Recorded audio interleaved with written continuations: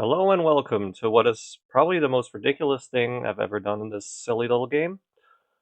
As you can see in the title, in fact, it is so ridiculous that I've taken it upon myself to not only fully edit this run with, little gimmicks thrown in here and there, but also do a voiceover commentary of the whole thing because of how much detail went into it, and how much time went into it as well. So, strap in. This is going to be quite a long ride, rather. Uh, and I hope you enjoy it, if you intend on watching the whole thing. I'll try to keep you entertained as much as possible, of course. This is something I've never done before, so bear with me. In addition, as a disclaimer, I want to be clear about the fact that this is in not any way, shape, or form supposed to be a guide or a tutorial on how to play TBR normally. As you can imagine, this is going to be quite different from your normal playstyle. So even though you may be able to pick up some nuances here and there, perhaps, this is not going to be something to use as a resource on how to play TBR or even DPS content in general. So just so you know what to expect. Before I get into the run itself, I want to talk about a few things. First and foremost, why I even decided to do this challenge in the first place. Well, I mean, it's pretty simple actually. I was on a longer break from Dungeon Defenders, and until a couple months ago, the armorless Great Old One challenge piqued my interest. Well, the challenge itself didn't pique my interest as much, even though you got a reward for it now. That was the main change, right? But shortly after, it brought me basically to this challenge right here, or this idea right here, because why not make that challenge a lot more interesting and apply the same rule set to Ruthless True Boss Rush? The reason I chose True Boss Rush is, well, TLDR, I like the map, and people who know me know that I've always been a fan of TBR. But I think it's also the most fitting map for this challenge, simply because it's always been a map that rewarded good movement and attention to detail. So if we take those concepts and push them to the limits by, stripping naked essentially, how far can you actually make it through that map? Another thing about Ruthless True Boss Rush is that there's a lot of inherent anti-cheese mechanisms in place. For example, Squire AB2, Countess AB1, Hermit AB2, things that would usually give you quite a significant amount of extra resistances, are just disabled. Well, they're not disabled, but they don't give you those extra resistances. So there's no real inherent way to make yourself more tanky except using armor, of course.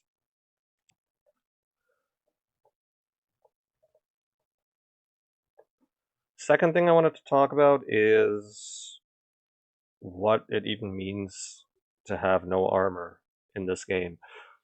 Well, I think most people that might be watching this, it's pretty obvious, but I'm going to talk about it anyway, just because I want to quantify it a bit. Firstly, uh, armor is solely responsible for pretty much half, or more than half, of your stats. So as you can see right now, this is a barbarian. No, I will not be using a barbarian for this run, for obvious reasons. But it's just a sample here. You can see I'm at 8.1k, 4.3k, side stats 3.7k, maybe 1, a little less important. So if I take off the armor, what happens? I go down to less than half. because armor doesn't only give a significant amount of stats, it also gives you a set bonus. For ultimate armor and above, you get a 1.4% set bonus, 1.4 times, sorry, 40% extra stats, and for each piece. So,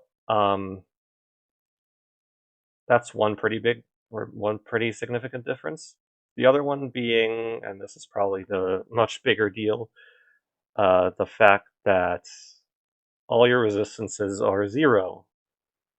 Now, why is that a big deal? Well, let's just say that over the most of the lifespan of Dungeon Defenders, DPS content has basically been balanced around the fact that you can have up to 90% of all of these resistances. So the damage that bosses deal to you, or mobs deal to you in general, are naturally going to be balanced around the fact that you have 90% resistances on characters that you're going to be using in combat. Because at endgame level, it's not really hard to get to a point where your armor can provide you with full resistances. Now, obviously, for the most endgame of endgame challenges or assault maps, these are deemed very important. The damage that bosses deal is quite insane. So, with 0% resistances, I'm taking 10 times as much damage as usual. On top of that, I obviously also have a significantly lower health pool. For simplicity's sake, I'm going to say it's around half for most characters. I mean, it depends on your exact armor stats, of course. I'm just going to go ahead and simplify it as half. So in total, with 10 times damage and half the HP pool, you're pretty much 20 times as squishy as you are with armor, which means your survivability is essentially 5%. Yeah, and that is absolutely absurd. On a side note, while I said you take 10 times damage from everything, it's not necessarily true, or I implied it rather. It's not entirely true. There are rare instances of damage that ignores resistances, and that will be the same no matter what your values down here are. Whenever that comes up in the run, I will do my best to point that out. So with all that out of the way, let's finally get to the run itself. I want to set some ground rules just to avoid some misinterpretations or some questions along the lines of, couldn't you have done X? Couldn't you have done Y? Wouldn't this have been easier? Which are probably valid. But here goes nothing. First rule, very simple, no controllers. Reason for that being, in a movement challenge like this, which is all about, or pretty much all about, avoiding damage as much as possible, I don't want to trivialize the shooting process too much. So shooting and aiming still demands attention to a certain degree. The second thing is the gun, which is Vroom Vroom. So while I use the Vroom Vroom in this run, I believe that currently Vroom Vroom is a little bit cheesy for TBR. Let's be honest, it has no business healing in TBR. I don't know what the deal with that is. It makes no sense. Our passive healing abilities on TBR have always been a no-go, except for like the minor healing of Hero Boost, maybe, but that barely counts. I'm going to minimize the use of the Vroom Vroom to basically only be used for the speed boost, which is fine. I do not want it to be used just to heal back damage, even though it's naturally going to happen. I can't turn off the healing of the Vroom Vroom. But I'm just going to try to not use it extensively and only use it if I'm actually trying to use the short speed boost. Third point is simple again, and that is no shields except for the UCD or UDD. This is to prevent usage of or unintentional stat boosts or even resistance boosts to get around the challenge.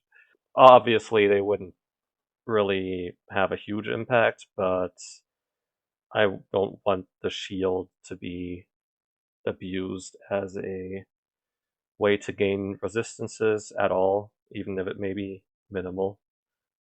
And also don't want an extra accessory for additional stats. And the fourth point is another one of those gray areas like the vroom vroom thing. It's that I want to avoid any major trivialization as much as possible. So while there may be multiple parts of the run where I could, let's say, abuse an exploit if it exists, or blocking, for example. Blocking is another one of those questionable mechanics. That's always been a pretty dumb mechanic. Yes, blocking is allowed, but if blocking alone makes a boss fight super dumb easy with almost no way to lose, then I am forced to find another way if possible. So just to avoid any misunderstandings with wouldn't this have been easier than that? Yes. So yes, you are probably right in that regard if that's what you're thinking at any point in this run, but I don't want it to be that way. And that's pretty much it for the rules. So let's finally get into the run itself. Enjoy.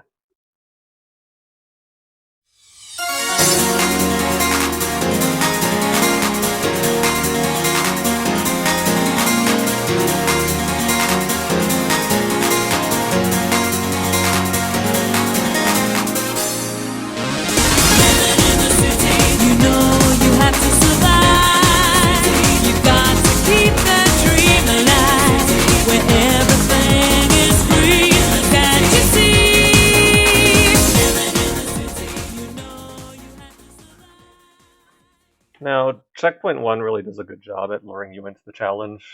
I already told you why I wanted to do this in the first place, but this was a surprisingly smooth way to start it out too. Now, granted, it is checkpoint 1. It's known to be arguably the easiest checkpoint of the whole run, and it's the same for armorless as well. By the way, nice jump right there. I'm going to be showing you the last death before my successful attempts on each of these runs of each checkpoint. And yeah, this is also probably the most rusty looking run ever. Even though at this time I was already playing a few hours, it still shows. I think that I didn't play for half a year, so here goes nothing. So the whole concept of CPU1 is basically big, tanky targets. I mean, they still one-shot me, of course, too, but right off the bat, I make a mistake here, which is sidestepping too much, or running off to the side, because what happens is that the back demon just gets stuck on the pillar and then gets confused, doesn't know what to do, and starts taking off and chucking fireballs at you way too early. Sure, eventually they do that anyway after about three fire trails worth of attacks, which they do periodically. But yeah, I didn't have to provoke it like that. It was also more of an overreaction, I think, due to the fact that at this point I was dying to demons a whole lot for no reason because I was being just way too greedy with it. Now, on a perfect run, granted, I can kill the first demon before they even take off, or basically right as they take off, at least with this loadout. The Wasp is nice because it does rack up damage pretty quickly over a long amount of time because my stats are so low. Now for the mechs, this is where it starts getting a little more technical already, because, well, strategically not too much changes, but you'll see right here in a moment. 1 second. Yes, so the dangerous part about this is actually the far mech. Reason for that being the fact that it's so far away that the rockets come in at such a shallow angle that they'll just end up hitting you in the face if you try to duck below them. So you're going to actually have to time the circles in a way that you go in between the rockets instead of just blindly running in a circle. So on top of that, the circles also have to be, well, first of all, the circles turn more into general elliptical shapes. As you can see right here, for example, I'm just timing it with the Dragon Balls a little bit. But they also can't be too small because then you're more likely to take random splash damage from the rockets shot by the close mechs, as well as, a higher chance of getting hit by a Dragon Ball. And if they're too big, well, I mean, then you're going to be spending too much time going straight, and you just end up taking projectiles anyway. So they have to be vaguely, at least decently accurate size, which isn't too hard to do, but it's still something you have to make sure of. Obviously, with one mech left, it's not really much of a threat anymore. I can take my time. As long as I focus on that, this isn't too much of an issue. Also, in case you were wondering, no, a monk cannot do this because it's too slow to dodge the splash damage of the rockets coming in from the mech in front of you. That was very risky right there. This is one of the easiest parts of the run, technically speaking, or the entire PBR, I mean, the entirety. But it's, of course, still easy to randomly die. Well, not randomly, but let's just say there can be an easy lapse of focus, and this is going to be a reoccurring theme, of course, because it does take a while to kill the dragon with the Squire. Squire isn't exactly known for its single target damage here, except for, well, right now it is, but for different reasons that I will be getting into later, maybe. Get back to that on checkpoint 5, actually. But I digress. Squire pet damage isn't the greatest. Weapon damage is fine. It's nothing special, though, for something like this, obviously. I'm just trying to hold my boost until the second wave of Ubungas spawn, like right there, so I can just kill them all in one. That way I have time with the dragon. And that's pretty much all I can do. The Harbs have quite a large range. I don't want to underestimate them. Yeah, right there. Good grief. I took a tick. And of course, dragon doing fire breath is disastrous. Yeah, I'm not a fan of my movement right here. Like, why was I not at least swinging my blade? It's not much damage, but at least, who knows? Every little bit helps. There's not much to say about this, actually. It's pretty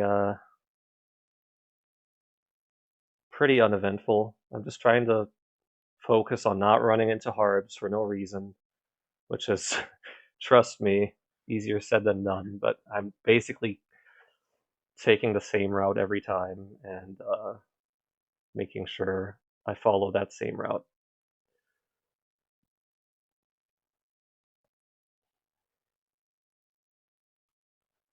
Now, while I have a moment to talk about other stuff, if you want, why don't you take a guess as to what boss I will not be able to beat under this rule set? If you want, you can even comment it. I don't care.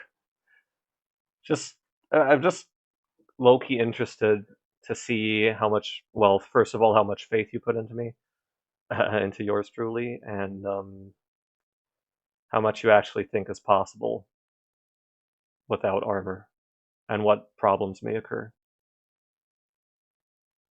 Because at this point, I was already, or after checkpoint 1, I was pretty much committed to this, and I felt that, and I was already thinking ahead a bit, and I definitely could already think of some trouble I may have with some of the mechanics later on. But yeah, there's a reason I call this checkpoint a lullaby, because it's really just basically luring you in with honey, if you so will, compared to the rest of the run. This is the easy part, all of this. And even this already had some technicalities during the mech fights, for example.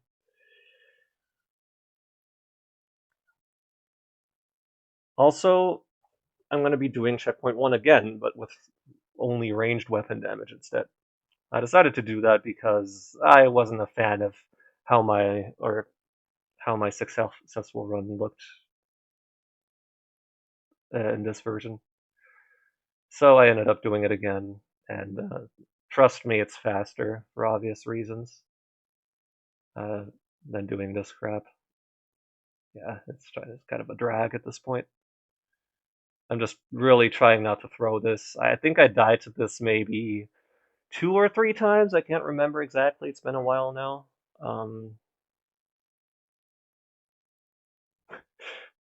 Just taking it one step at a time. Baby steps, baby steps. Yeah, don't get whacked now, please. Keeping an eye on the balls at all times.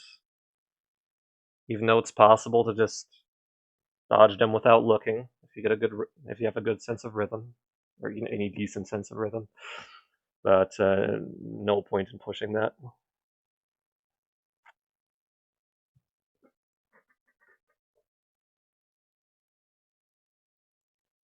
And one more wave of Abungas. Just get out of there. Dodge the harbs carefully. Keep your distance. That was close.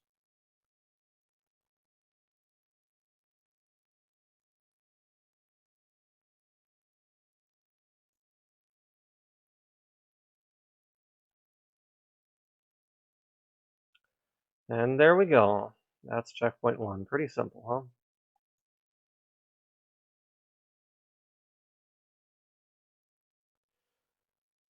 So, we're not quite done with checkpoint 1 yet. Like I said, I have you another version, or I have another version for you.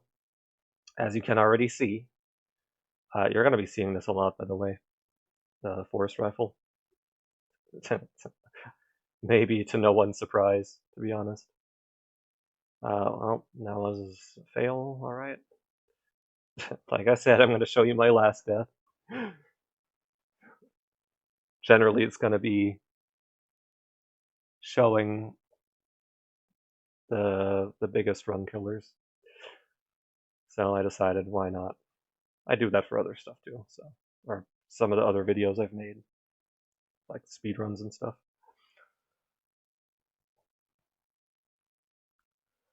Alright, so this is the one and only showing of DPS app on this run. It's way too clunky to do anything else. Even the demons already become a tad bit harder. Yes, I'm killing them faster, okay.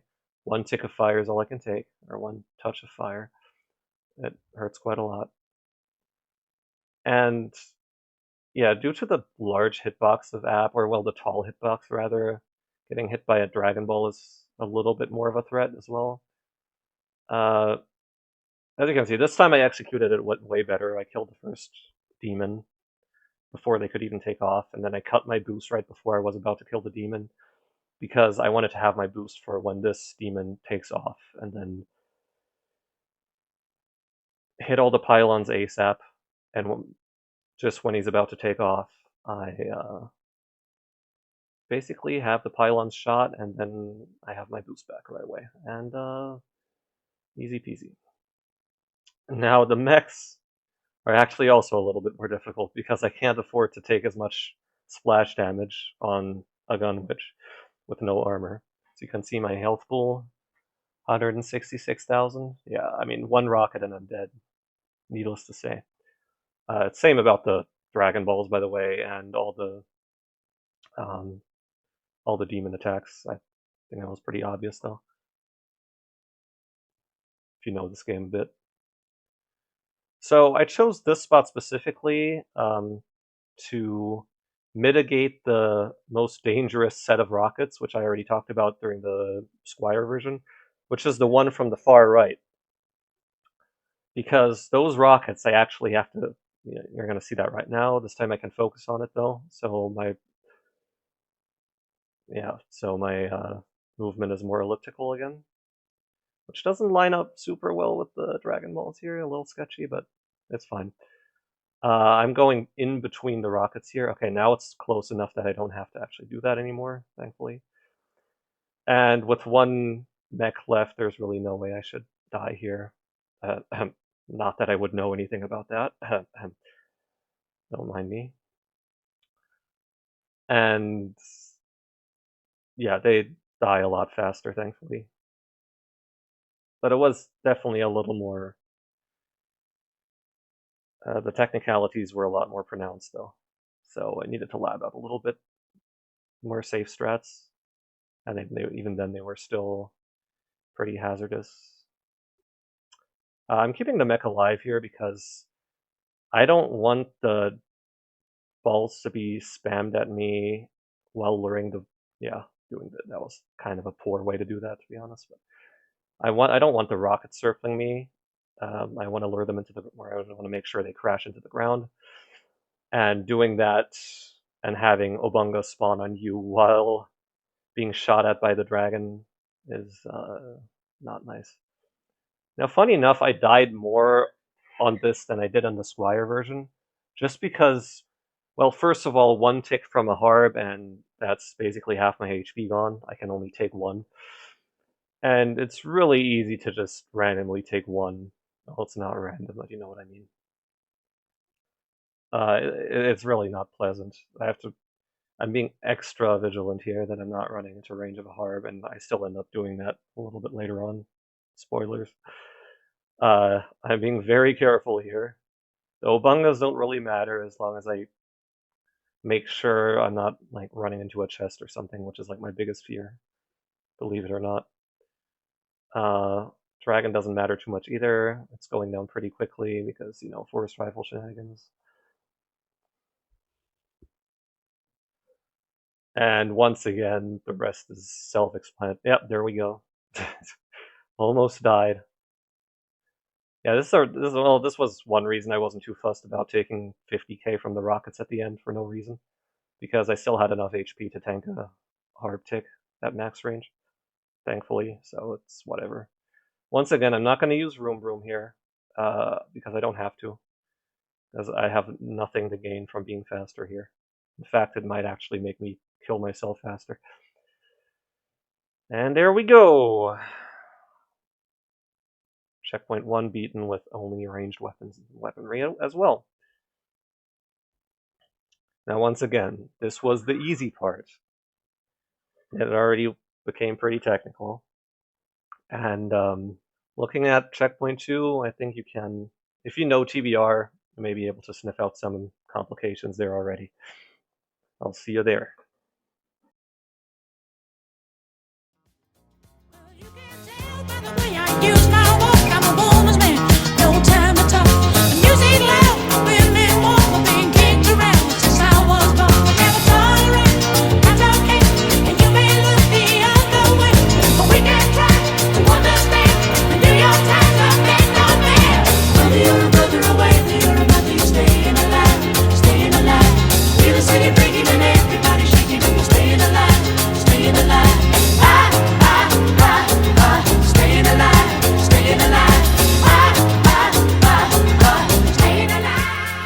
So this is where this challenge picks up and gets both physically and even mentally a lot more demanding, as you can already see in my last death. A little bit of a sneak peek there. This checkpoint is extremely backloaded as well, so yeah, that didn't help.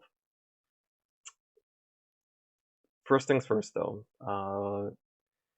This is the boss that I referred to when I said I was going to bend Rule 4 a little bit, which is, I am Blocking does simplify this fight a lot, as you can see. Uh, the reason I decided to keep it though, and let it slide for once, is, well, first of all, I beat this fight even without blocking with a squire and an eyeball. It is not fun at all. Trust me. I think this goes without saying. But secondly, it's also not super trivial because maintaining a right distance is not always easy to be hitting both Krakens, ideally. And also, you have the ink clouds to deal with, which you cannot block, obviously. Well, I don't know if it's obvious. Okay, I do a little bit of a... can play a little bit more aggressively now that I don't have to stack them anymore. But also, it's easy for the back Kraken. If you don't line them up perfectly, the back Kraken can easily just move the front one to the side. And that's when things spiral out of control pretty quickly, because you're going to have them hitting you from two different angles, and then they just kind of glide past you when they do the dash and don't have tentacles anymore. It's a mess, and then you're basically better off restarting. Spiders are actually not that much different than doing it casually, or doing it with armor, rather. There are still things you constantly got to be wary of, and that is the fact that the small random spiders spawning in the four spawners on the edge of the map, those are the actual bosses of this fight. Screw the queens; they don't really matter as long as you're not too close to them when they throw at their little spiderlings. But it's actually the small spiders that are the real bosses here, because first of all, they're easy to miss. Secondly, they do not ignore resistances. The webs flung by the spider queens actually do, ironically, well, not ironically, but the ironic part is actually that they do less damage than the small spiders with their webs. The small spiders basically one-shot me with their webs, so it's actually pretty annoying. And now for the grand finale of the boss rush checkpoints. And this is a doozy, as you may be able to predict if you know this. So it starts pretty tame and unsuspecting. That's because for some reason the heroes just, whenever they can't path to you, they go all the way to the west of the map and just linger around on the edge. I don't know, there may be some distant uh, origin or like 0-0 type point in the distance that they're all pathing toward. I don't know. There's something weird going on. But I'll take it because I can just gun them down from on top of that crystal. But this is pretty much where the easy part stops. So Genie comes out of the lamp, and immediately you see the problem in front of you, which is, or the main problem, which is the Jinlets, or the mini Jin, whatever you want to call them. Because killing them without a DPS pet is actually a huge pain in the behind. It's not even worth doing. I'm not even killing them, as you can see. The second problem being, yeah, there you go, the copters. I constantly have to keep an eye on the minimap here in this part of the fight, because I may not have to deal with the heroes anymore, at least for this first bit, foreshadowing. But I do have to keep a very keen eye on the minimap to not get snuck up on by a copter, because, as you can imagine, instant death. Now, I'm kind of showing why this is a problem with the mini Jin, because they also one-shot you, by the way. Uh, it's not necessarily dodging them that's a problem, but I can't get back on the rock. I'm just waiting for the Genie to phase at this point on its own. Now, there we go, going back into the lamp. And now I am just embracing the chaos, because no matter how much I try to lab out, at the end of the day, the solution that worked for me here was basically the obvious one. So I use a little bit of Room Room. I actually use too much Room Room here, to be honest. And I'm just waiting for the Genie to come out again. To be honest, I forgot where he went to. Doesn't really matter. I'm just trying to get the heroes all on one side, and this is where the hard part really picks up. So this may be a more obvious solution, but for the longest time I actually discarded it because it seemed damn impossible, as you can see right now. I already have to deal with, right now I don't have room, of course, and but I don't need it. If you do it right, you don't actually need the speed boost. I use it here anyway. I like to apply a technique called, I dubbed it the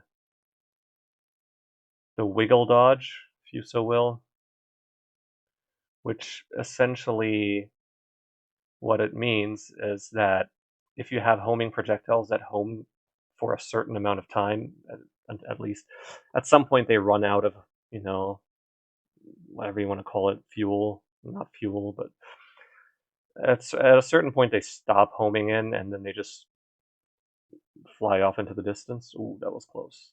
Yeah, okay. That startled me quite a bit, as you can see. I took a lot of damage after that. The Huntress got stuck on the Genie King. But what it means is that you do quick lateral movements to the side just to dodge the rockets. Just to barely make them stop homing in on you. And that way they'll pass you and, well, you dodge them. Congrats. Another way of doing that would be to jump up and then make a quick lateral movement upon landing, thus just making them crash into the ground. But that's a little riskier because if you jump, you're always going to be more vulnerable. It wasn't pretty, but that was the solution that worked for me, apparently. Even though it was very hard to pull off. So, with that being barely done on a sliver of HP, off we go to Sky City, I guess.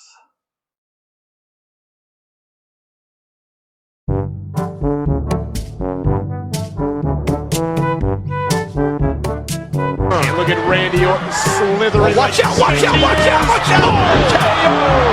Here's the cover.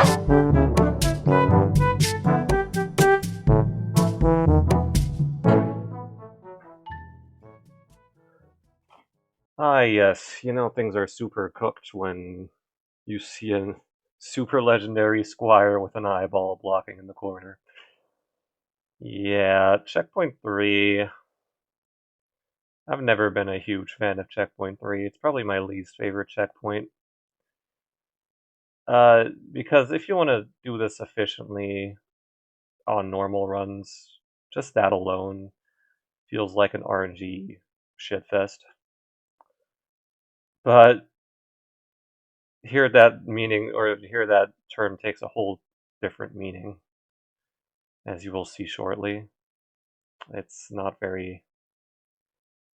This has had some pretty low lows, I'm not gonna lie. So you can already see a little bit of the strats for the mechs. And I'm having a lot of fun finding the back one. Yep, there we go. Probably would have gotten bombed there anyway.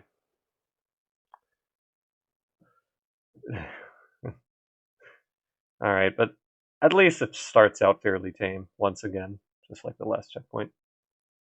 Kinda.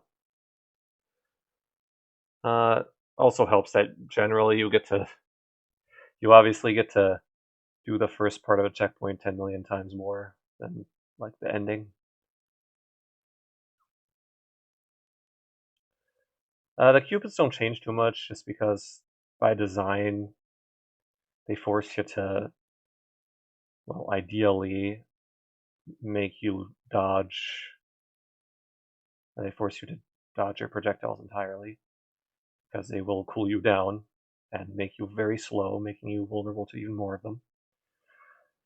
But that's where the fun stops, because, yeah, the Phoenix is hell.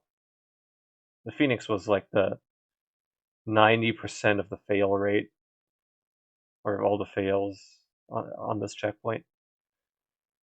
You know, the start is kind of fine, as long as there's like under 10 to 15 wyverns, I can kind of dodge all of them.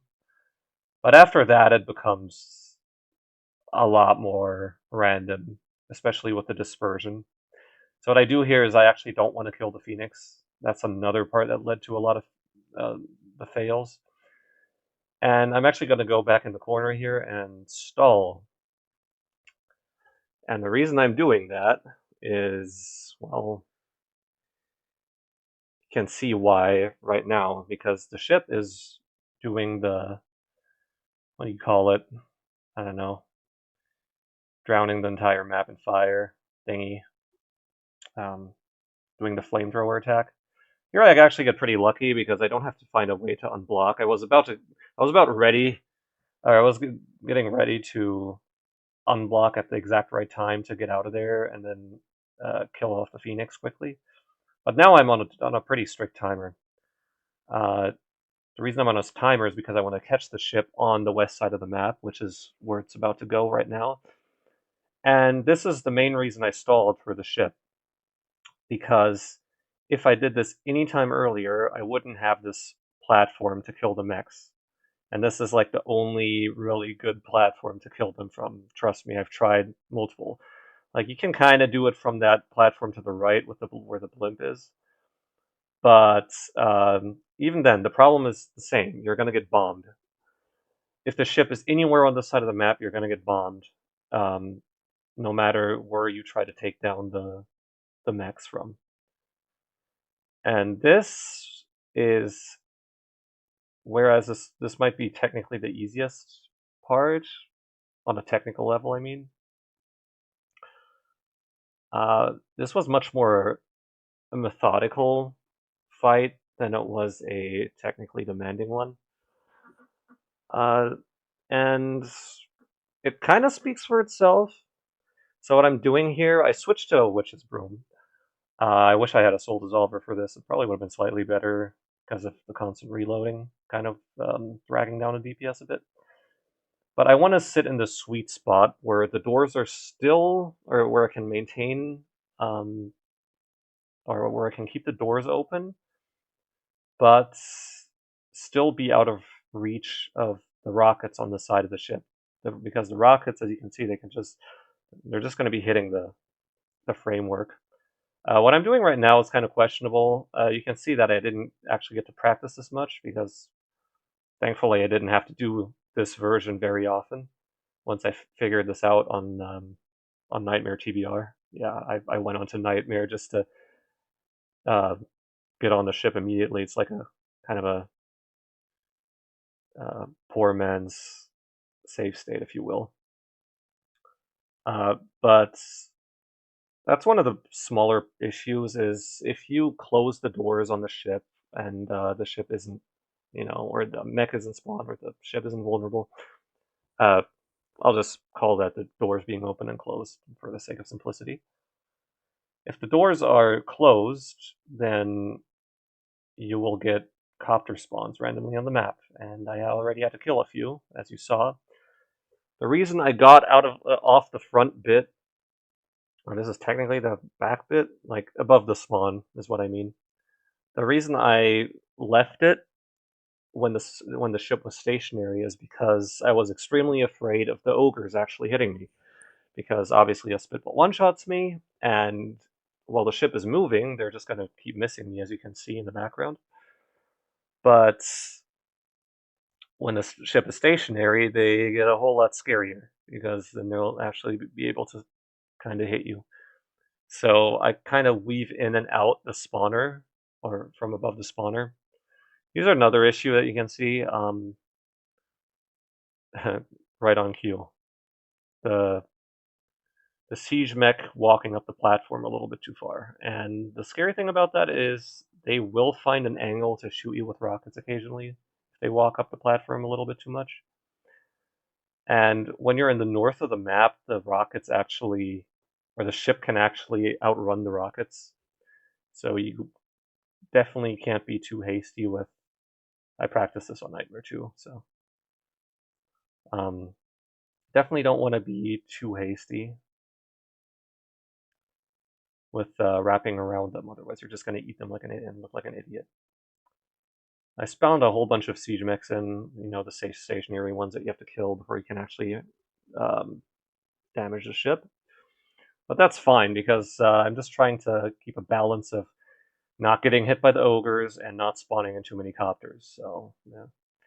I just noticed I forgot to explain why I actually switched weapon, because you can hit this from this exact spot. You can barely hit that with a force rifle without clipping the edge of the let's call it the hood. Whoopsie, took a little bit of damage there. And that is the mechs that you have to kill to unlock the ship. Whoop. Yep, that's exactly what I meant by wrapping around too early. I was a little too hasty there, and I ate the rocket to the face instead of um, having it or having it go around me or behind me. And I'm pretty low on health already. Uh, so this got a whole lot sketchier now because I made those stupid mistakes. So yeah, I said this isn't very technically challenging, but as you can see, there's still a lot that can go wrong. I don't know why I have room there. That's kind of goes against my policies. I'm sure I didn't mean to, but it's not going to matter.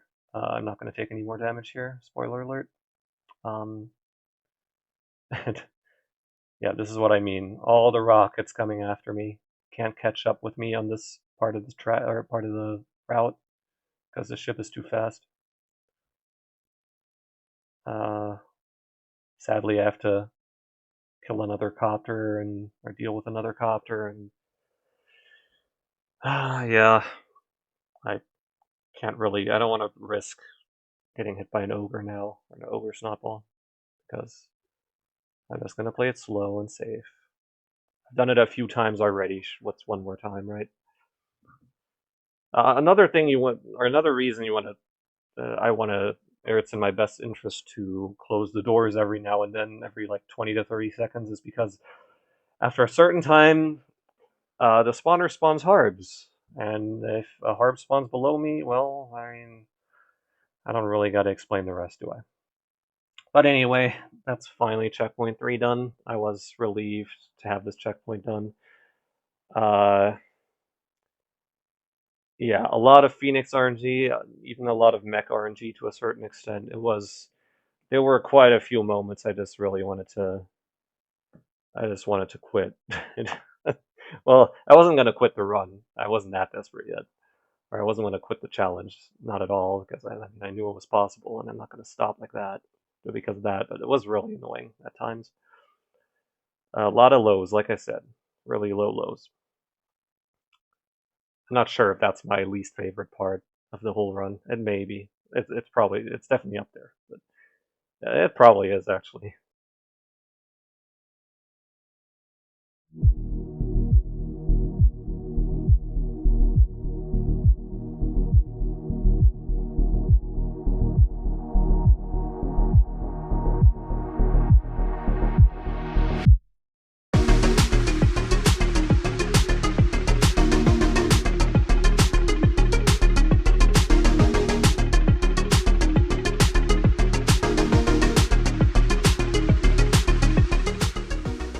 You know, I wouldn't blame you if this is what you were waiting for a while now.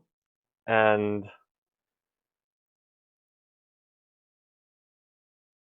I can tell you right now it's warranted because this is, even on normal runs, this is essentially the proverbial main course of TBR. The checkpoint is infamous for gatekeeping players that first attempt this challenge. Not only because it's extremely long, but it's also pretty demanding in terms of focus and on a technical level. And if you're wondering how that translates for armorless runs, well, it's basically the same, but hundreds times or magnified by about 100, if you had to ask me. So this run happened at the start of a play session, actually. I took shorter and shorter sessions. The longer I played this, you'll probably understand why here the longer you watch. But you still get your death. Uh, as I promised, every checkpoint will show the last death before the best run. And here it goes. Now, the snowmen aren't exactly hard to kill, but as you saw just now, one snowball is all it takes to kill my Gunwitch. So I had to... It required a little bit of routing. And for the most part, I'm happy with the route. There are a few sections like this one right here, which are a little awkward. I even end up using Boom Room just for repositioning reasons. This is also kind of sketchy, but it works good enough, and couldn't really think of anything that wouldn't end up being sketchy in some regard. I'm also very cautious of where I put the turkey fire,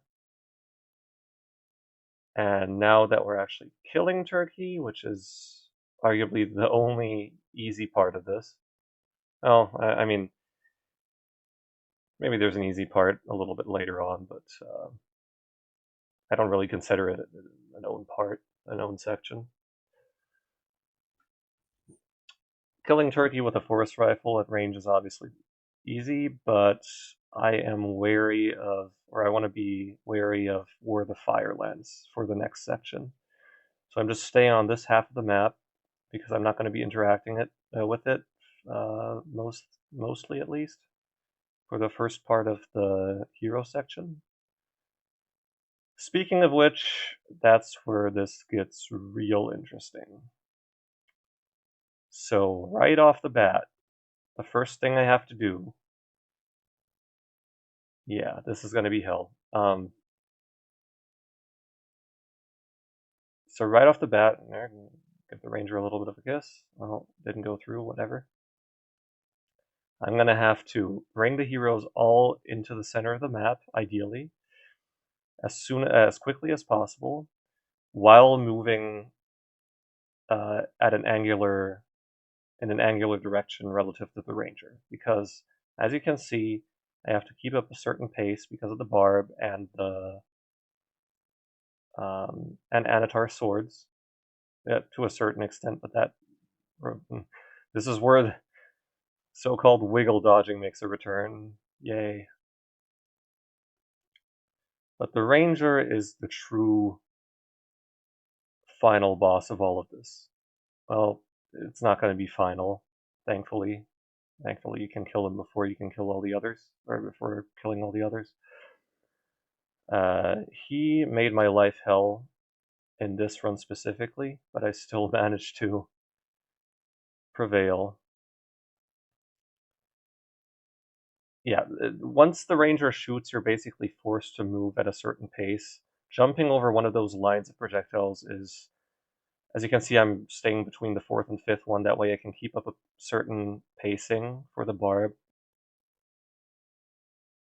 Hey there, Editing Bozo here. So this is actually one of the last changes I'm making to the video.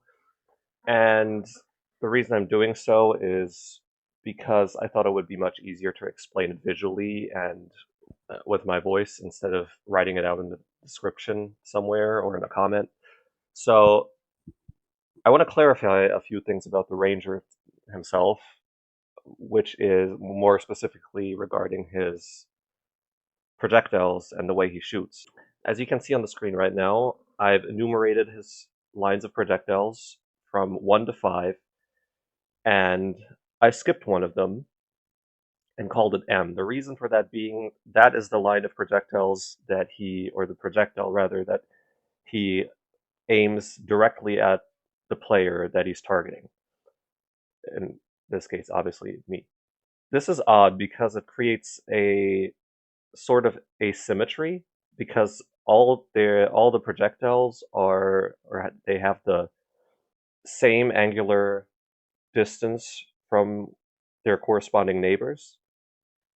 So you have 2 projectiles on his right, or that he shoots to his right of the player, and then 3 to his left of the player. Now, the weird thing about that is if you switch directions, in this case, or in this run, I didn't have to do so, but it's come up in the past, and I've done so in a couple of attempts, We're going to have to switch directions just due to the ranger's movement before he starts shooting again. I would then stay between line 2 and 3 because those have the same distance as 4 and 5 have from the center one, being the one aimed directly at the player. Because, if I want to keep up the same pace, that makes sense, right? So going the other way, I would actually have 2 lines of projectiles in front of me instead of only the one, which is a little odd, but that's the way it is, and I just wanted to clarify that because I was talking about the 4th and 5th line of projectiles a bit here, even though technically there are 6. So, that off my back to the video. Ooh, this and this, yeah. I have to actually switch lanes there while jumping over the projectiles. Going in between them, that was really sketchy. That does not have a high survival rate. But in case you couldn't tell, one projectile is 87,000 damage. I can only take one of them, and I took it in the stupidest way possible, arguably. But I prevail and finally take down the ranger. Yes, that's when the run really starts. At least at this point, or at the point of this run taking place. It's not nice, especially because the ranger running in front of you or running towards you can happen at any point, and if he does that while he's shooting, you don't really have the flexibility due to the pattern of his attacks. You don't really have the flexibility to just go back the other way. In fact, you have to react early and go back the other way if he goes in front of you, and that only works if he's in the middle of reloading. Now, this took a lot of practice, by the way. This is probably the biggest barrier I had to deal with and break through. I killed a monk second. Originally, I killed Anatar second because he has the scariest ranged projectiles.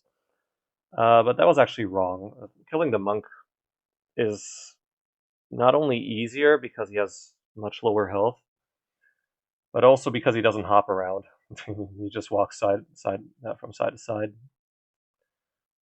at an angle. So you can kind of hit him pretty well.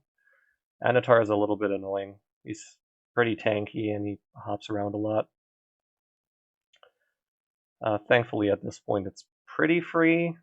I have died after losing to the ranger, but it shouldn't happen, generally.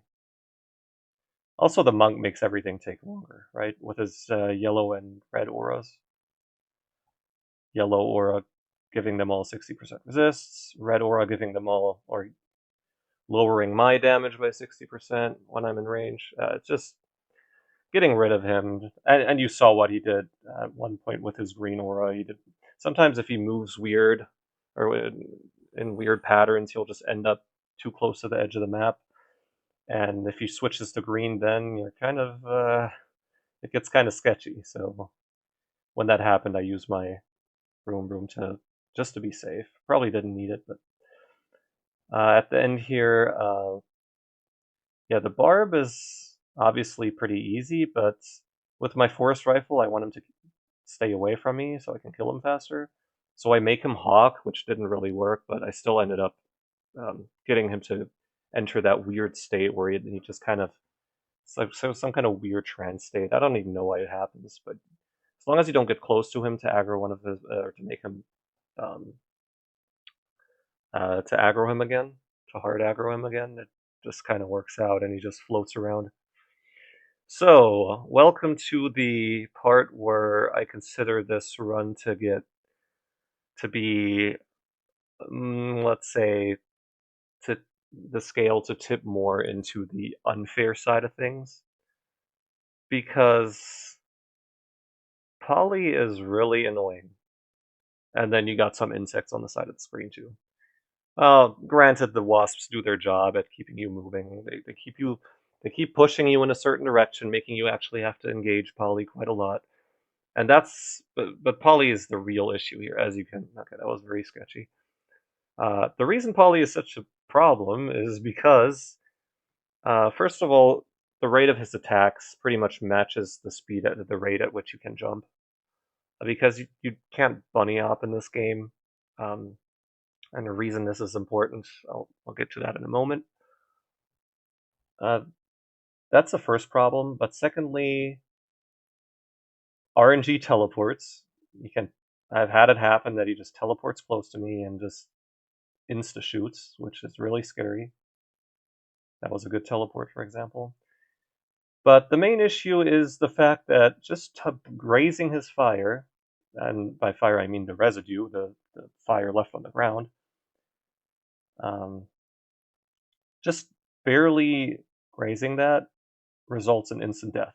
Because one tick of that fire on the floor, all the fire you see right now on the floor, one tick of that is 133,000 damage without resistances. And if you look at my health right now, well, you're generally taking more than one tick of fire damage whenever you touch it. If you know this game a little bit, then you would know from experience that taking exactly one tick of damage is very rare from ground fire. It's always going to be two, and that means instant death. So where does it leave this fight? First of all, requires constant good reactions, and it also means that at significant distance, or at sufficient distances, I do not want to be jumping, because jumping puts you in a position where you're at the mercy of his projectiles. If you do it at the wrong time, jumping is generally bad in this situation if he's far away. The problem is when you have to actually get close to him. And you can see right here, I use my room when he wakes up. I just don't want anything to deal with that if possible. But ooh, that was close. But interestingly enough, getting hit by Polly's firebolts directly is survivable. It actually only deals like 30,000 damage. And the reason that's important is that when you're close to Polly and you cannot afford to dodge him horizontally, or on the XY plane at least, is the way to prevent dying immediately to his projectiles at that range is to actually jump into them. So what I want to do here, as you can see, I'm starting to jump. Oh, that startled me a bit, so I just used the broom to get out of there. I didn't want to risk it at this point. I'm not shooting the wasp, by the way, because I want to get 3 pylons down before entering the mischief fight. Waiting for the pylons to come up. So when you're close to Polly and you jump and he hits you, it's only like 30,000 damage without armor. Or he just misses, which is even better. But so, and the way his fire works too is the fire doesn't linger in the air when he hits you in the air. It just goes below you on the ground. So you should, with significant or with enough movement speed, you should be able to get out of there. Now, this is a massive problem, this section. And if you couldn't tell already, it's the fact that I take unavoidable 45,000 damage. Yeah, I'm not going to beat around the bush here. Taking 45,000 lightning damage every few seconds is not survivable. My small hope about this section, I knew about this obviously before playing this, or before even getting here. My small hope before getting to checkpoint 4 was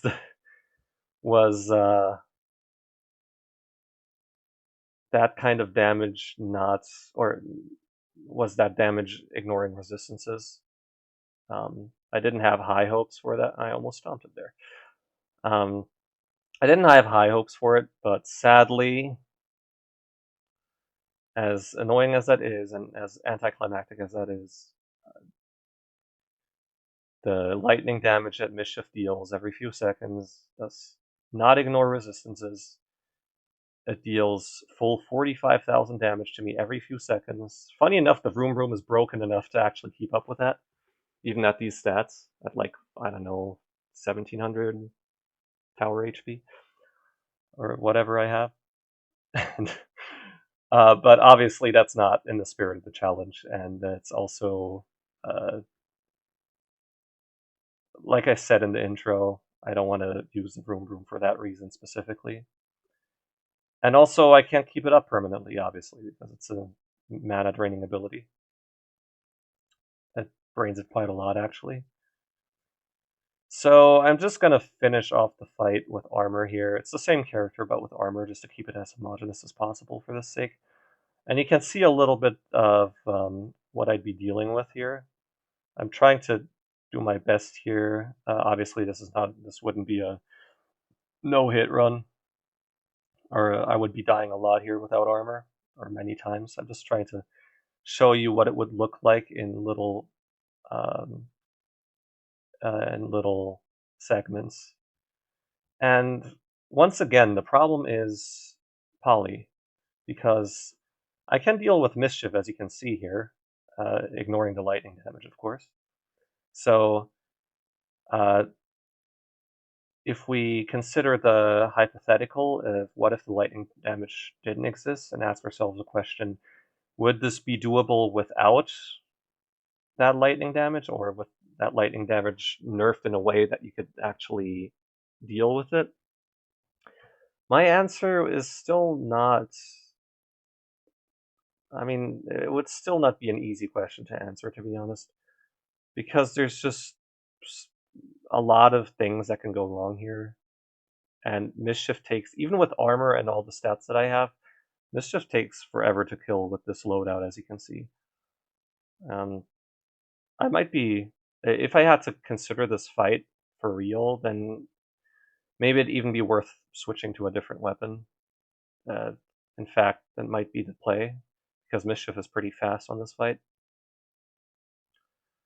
But Mischief's projectiles, something I want to talk about here, is the fact, or the thing with Mischief's projectiles is that they're pretty much the opposite of Poly's projectiles, in that if they hit you directly, or if they have a little bit of an explosion radius, they will deal like 108,000 damage to you, or something stupid like that. Without armor, of course. Here you can see the damage numbers, which I turned on before I restarted the run and did this with armor. I kept the damage numbers on for that reason. You can see the 10,000 there, hopefully. But if you hit his residual fire, his leftover fire, the fire puddles, the smaller ones, not Poly's ones, but the smaller ones that Mischief leaves, it's only about, I believe, 23,000 per tick. In other words, you can survive it, but that doesn't really solve the issue of Poly, though, which is if Poly relocates in a bad way and you're locked into perma jumping in front of him, you can still easily just die, even if you move perfectly. And you can't buffer jumps in this game, as far as I know, at least. I mean, at least from my experience, you can't. Maybe there's like a couple of frames where you can. I'm not sure entirely about the details of that, but pretty sure in this game you cannot buffer jumps. I never did any explicit testing about that, but it's just from my experience, that's not how this game works. It doesn't give you that leniency. This game is not exactly known for its leniency, to be fair. It's not a precision game either, so I can understand that. It's not meant for these types of challenges. So, yeah. It's a little bit sad. I was disappointed. But even if this was possible on paper, and you remove that lightning damage, this would still be functionally close to impossible, in my opinion. You can see on screen exactly what I mean with Poly. Now, I can dodge Polly if he's sufficiently far away, but you cannot always guarantee that, and Mischief basically locks you to a certain part of the map, essentially. So you can't always guarantee that you have sufficient distance from Polly. Now, assuming you always hit the jumps perfectly in front of Polly, yes, I would deem this technically possible, but feasibly, or it's kind of unfeasible as of now. So maybe I would be, if they did decide to remove the lightning damage, which I always deemed stupid. I never understood why they did that in the first place, or why that was a thing to begin with. I think even in the beta, when this version of TBR got ported over to live, I remember complaining about it, but apparently no one else cares. So maybe it's just me, but I think it's kind of stupid to have that on the challenge like this that prevents passive healing. Yeah, it's a disappointing ending, a little bit of an anticlimax there. But the answer to the question is TBR, Ruthless TBR possible without armor. The answer is officially no, at least as of right now. So with that being said, all that yapping, I'm obviously going to be checking out Checkpoint 5, talking about that a bit. Without further ado, I'll hand it over.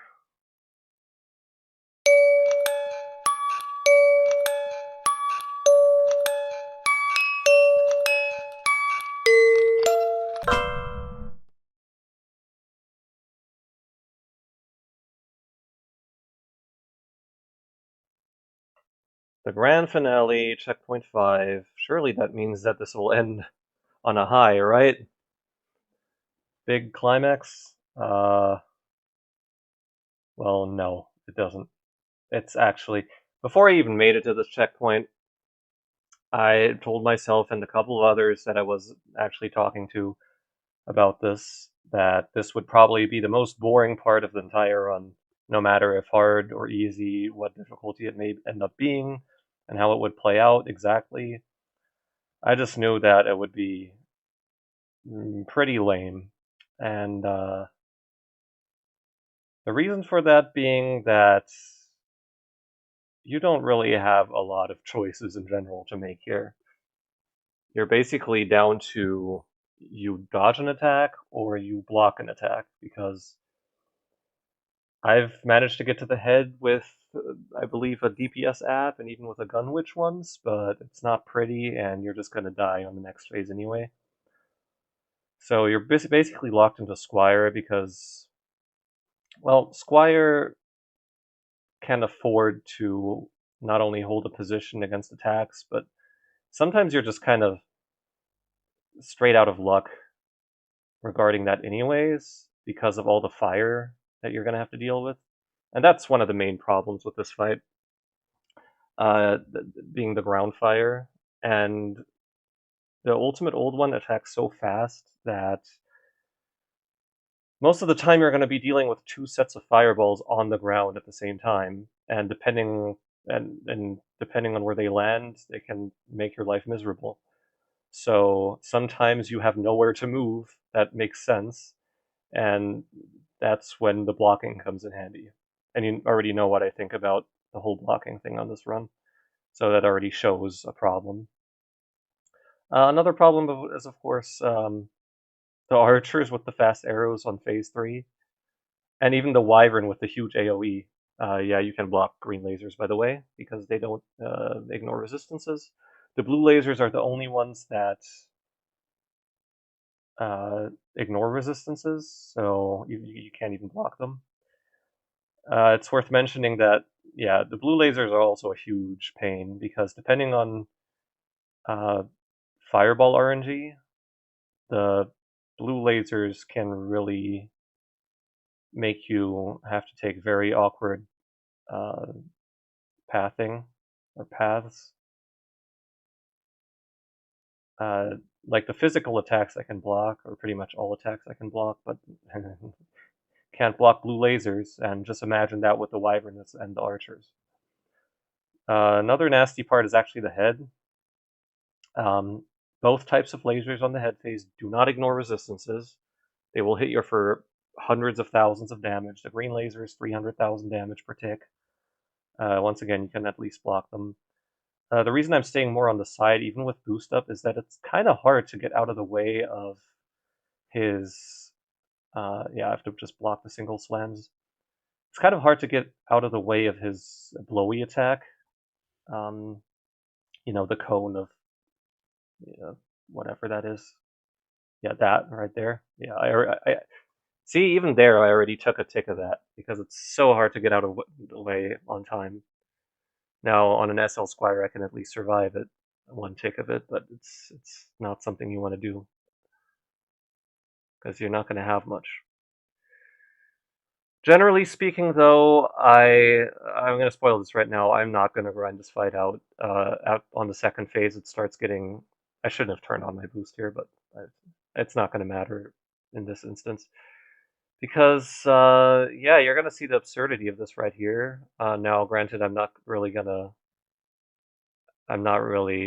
moving optimally here. Yeah, 400,000 damage just from the thing landing sort of next to me.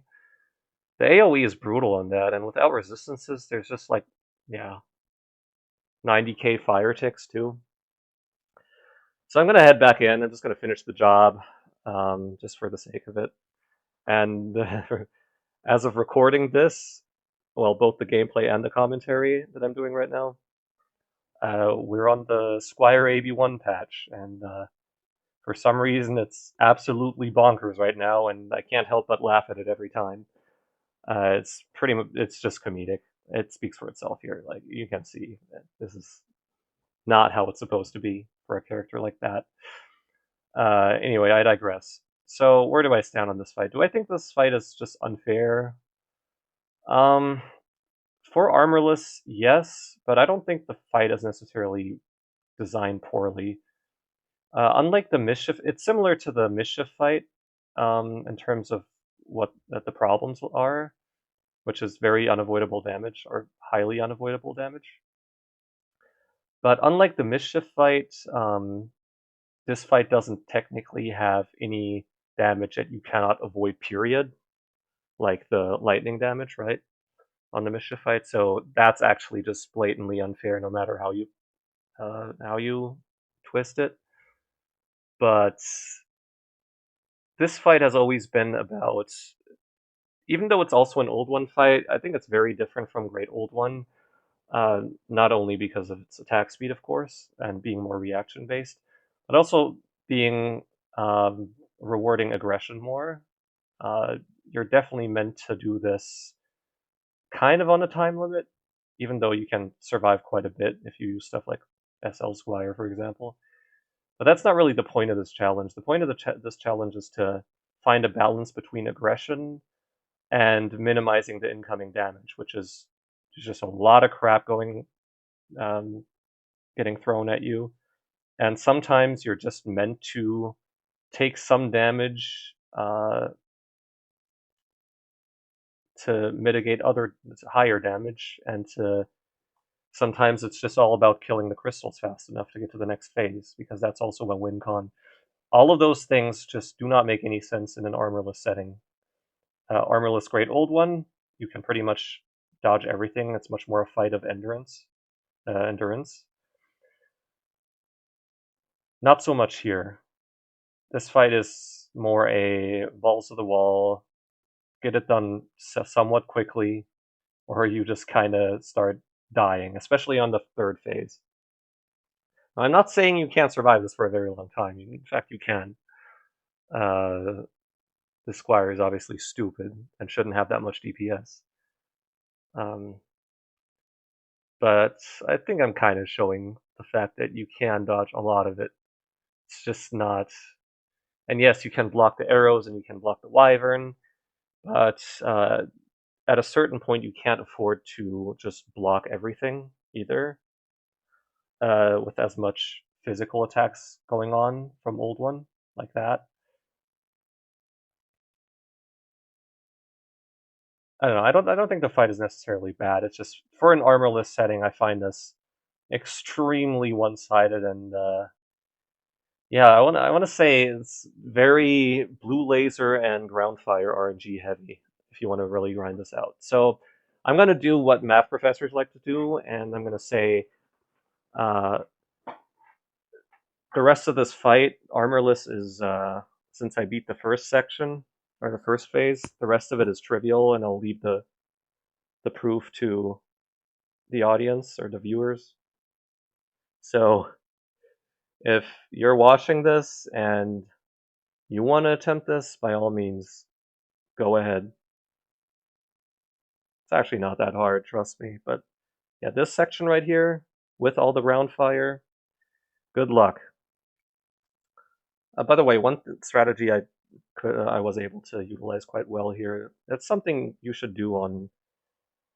Uh, yes, this is actually going to be a TBR tip in general, especially for groups. It's nice if when you're on the feet, like using a hermit or something, uh, damaging the feet on smaller groups usually. It's nice if you time your jumps in a way that the old one will shoot his fireballs, or his hand fire at least, past you, and it'll just go behind him.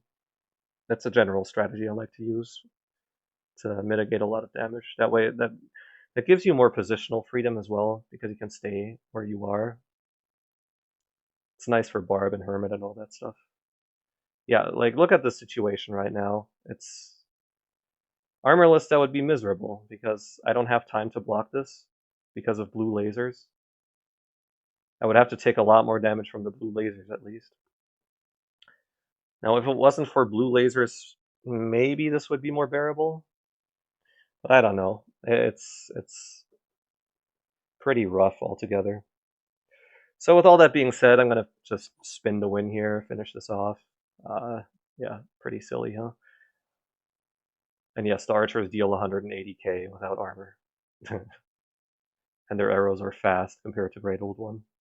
And they shoot much more rapidly as well. So, checkpoint 5 is done. Not without armor. I'm going to skip on that for now. I'd rather grind out the mischief fight without the lightning damage ticks than this. And even that's really brutal, because that's at least more engaging and there's more I can do and get better at. But here I feel like there's just not much to improve in general. I can improve my general movement a little bit more, I think. I didn't put that much time into this. In fact, I put the least amount of time into this checkpoint. I'm just going to leave it at that, though, because it gives at least a proof of concept. Maybe it's because I'm burnt out from the whole run. That might be it. I've spent quite a while, and I'll get to that in a moment in the outro. For now, it's fine, though. I'm not too fussed about it. I'm going to talk about a few more things in my outro. A small conclusion, just some formalities mostly, and I hope you enjoyed the run.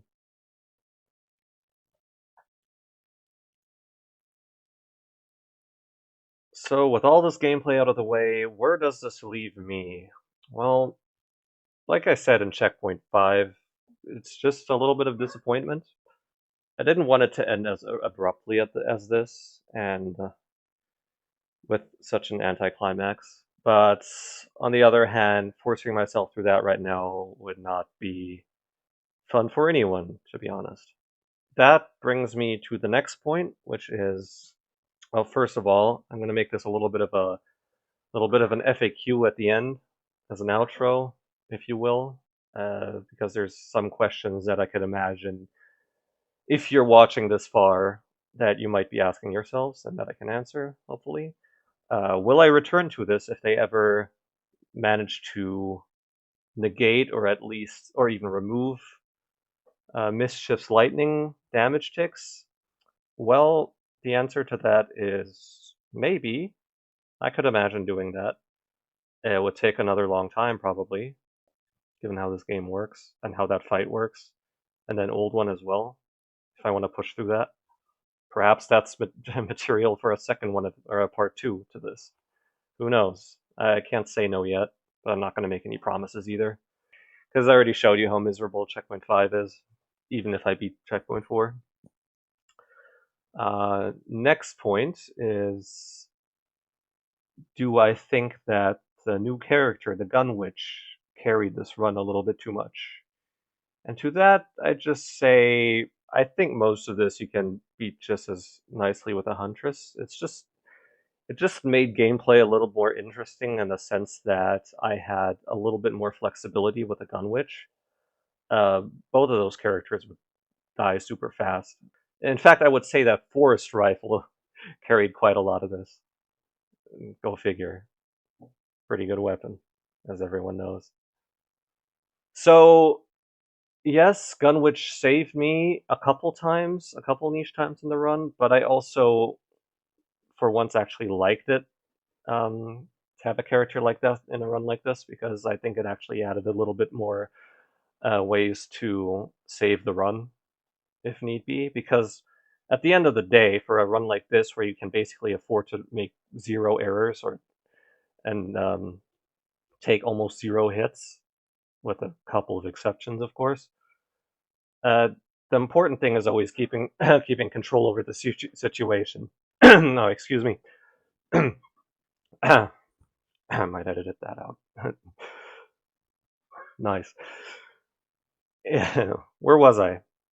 Right, Huntress versus Gunwitch. So, in short, I think you're gonna do most of this with the Huntress. I didn't necessarily try. Sometimes I think it would have been better, arguably, like on checkpoint 3 in some situations, maybe even better, to be honest. But for the rest, it's definitely a couple of niche things that just give me more flexibility and a little bit more. I would even go as far as say skill expression on the Gunwitch for this challenge specifically, at least. Next thing is probably a more common question, if you're interested enough, which is, how long did I take to complete all the things I completed like this? And well, in real time, just getting the gameplay done took me about a month and a week, or just over a month, if you exclude the days that I took off or didn't play, because there were a couple of them, I think. But on most days, I would say I played at least a couple hours, grinding this out in between, real life and stuff. Yeah, that's over a month of just getting the gameplay done. I can even break it down. So the raw gameplay is about, I estimated it to about 100 hours just based on my Steam data that I checked before and after, vaguely, about 100 hours, rough estimate. Checkpoint 1 took me only like 4 to 5 hours each, so a couple of sessions between the first and second version of them. Sorry, not between each version for them took 4 to 5 hours there. So pretty much the same time it took me also to do the Great Old one on an app.